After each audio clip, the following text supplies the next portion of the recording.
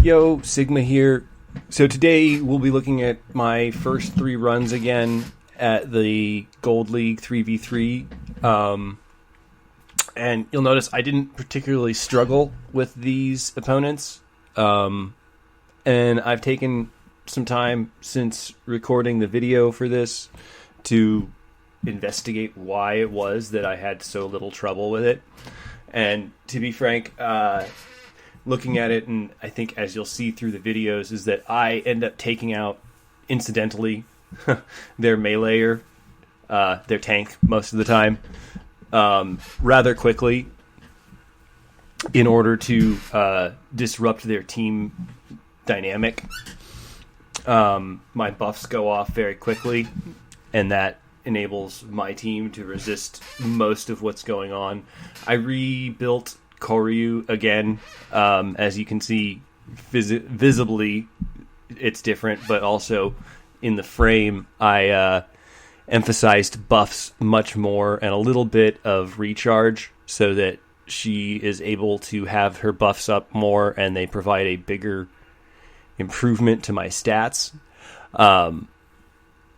So throughout this run here, my shooter is laying down fire and taking out most of the support very quickly.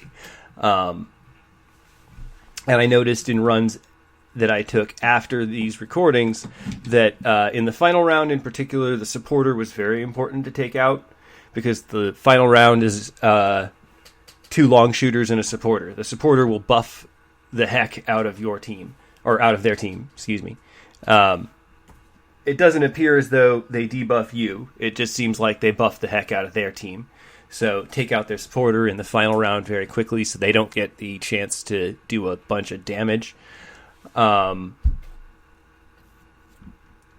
middle round and the first round, once again, it's pretty critical to deal with their tank, their infighters, very quickly so that they can't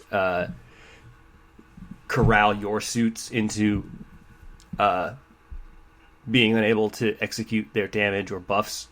And in this run, I pull off some fairly decent uses of the limited area effect that my skills have, because the star funnels, for instance, they're actually a line.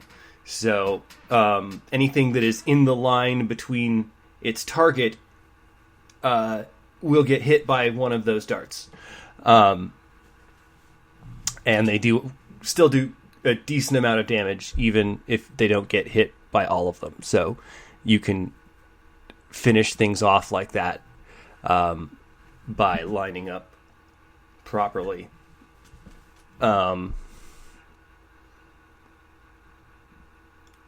So yeah, I'm seeing that the middle tier gives a lot of trouble if you let their infighter survive for too long.